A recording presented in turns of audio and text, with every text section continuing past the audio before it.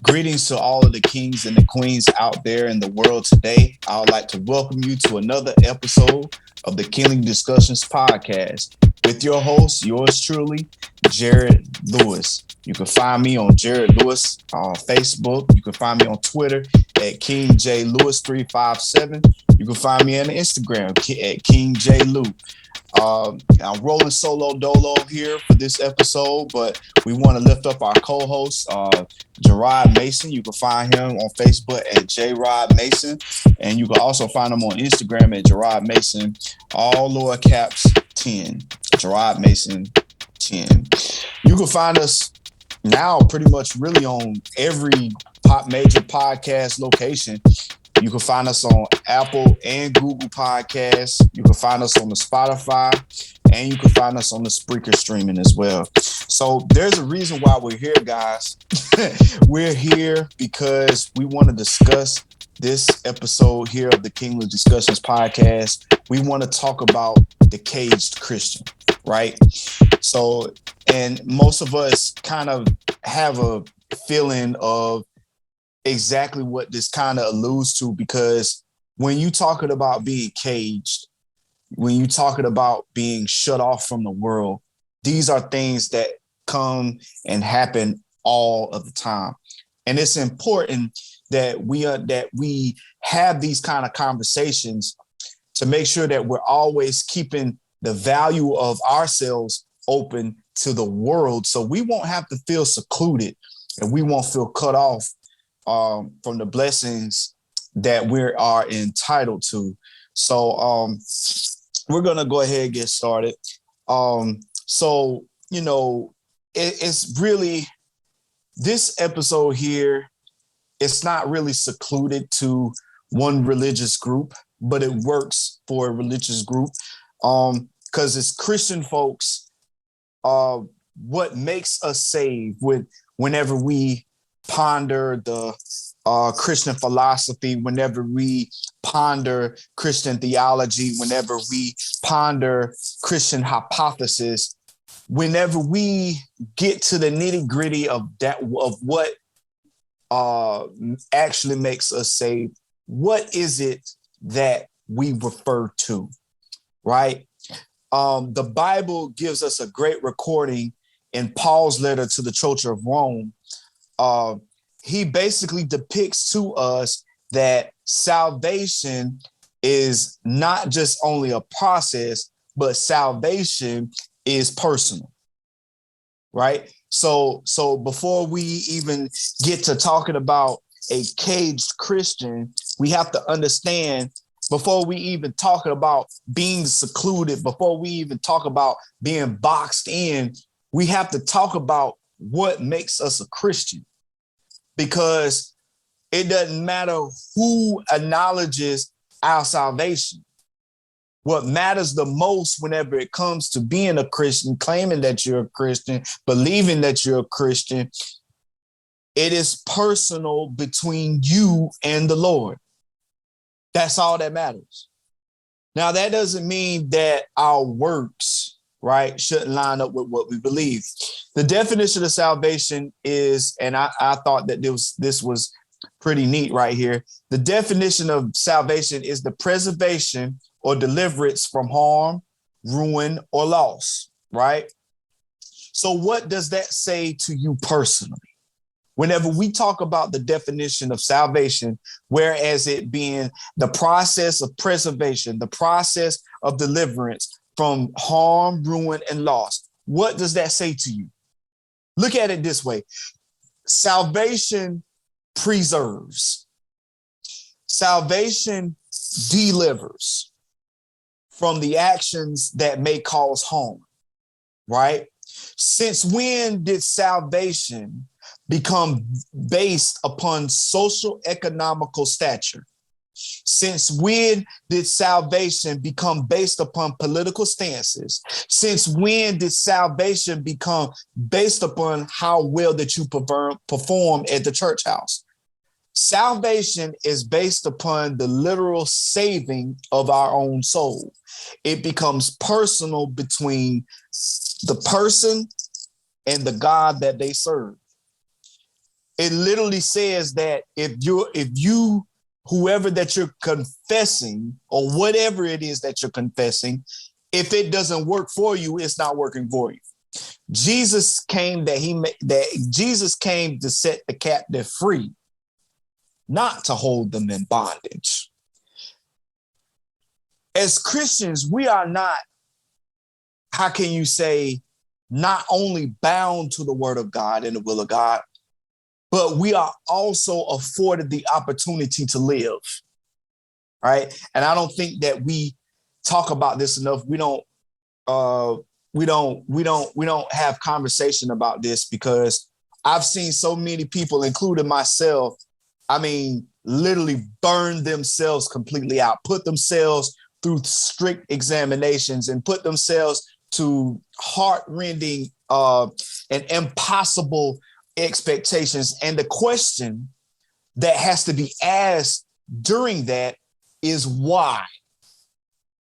Why do we have such strict rules? Why do we put ourselves through hell and high water?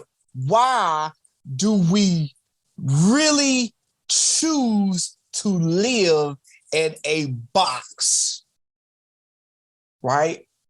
Why do we decide to cage our own selves from achieving our own dreams, from achieving our own desires? Why do we hold ourselves in a cage, right?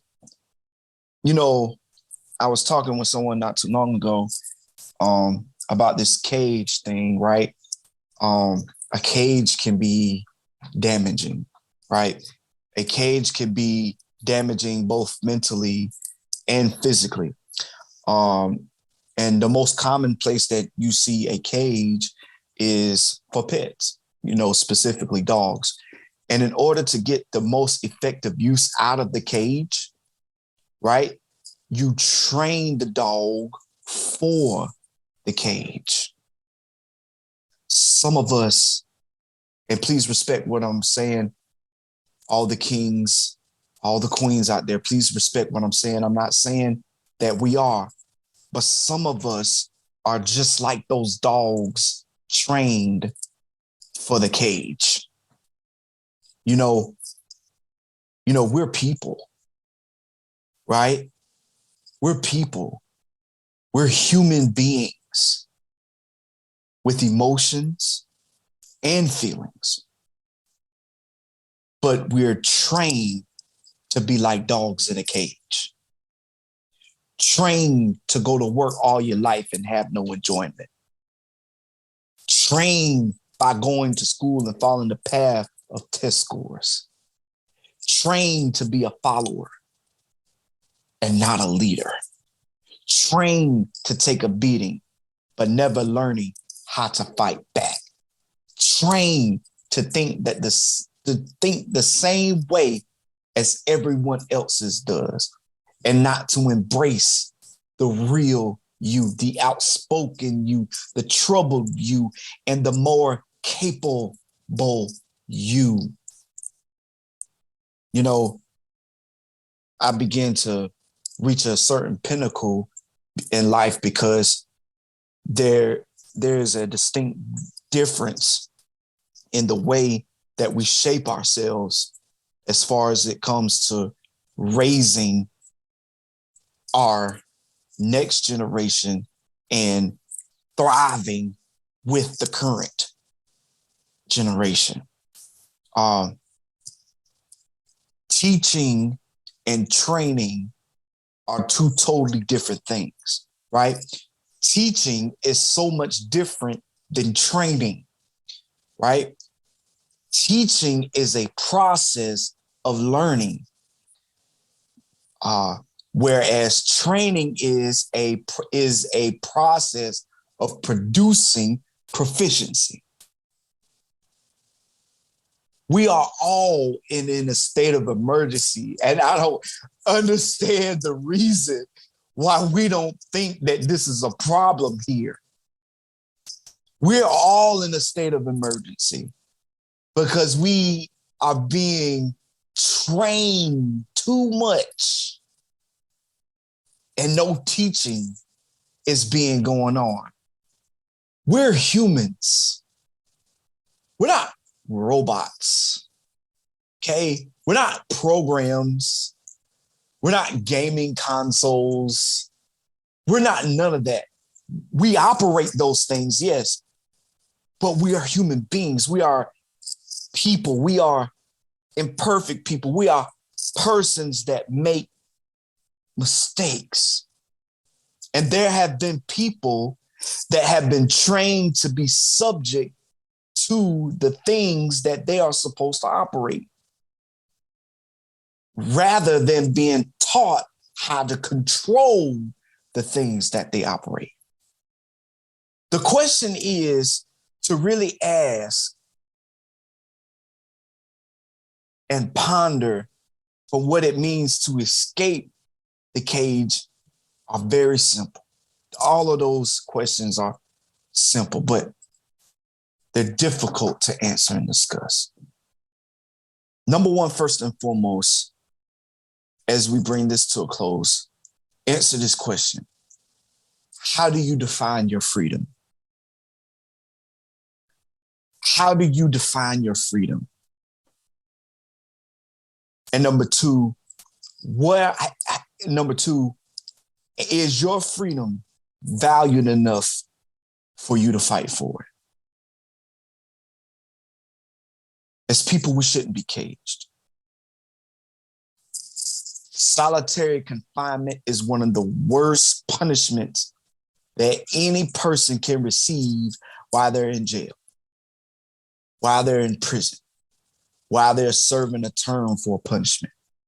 Simply because people were meant to be around people.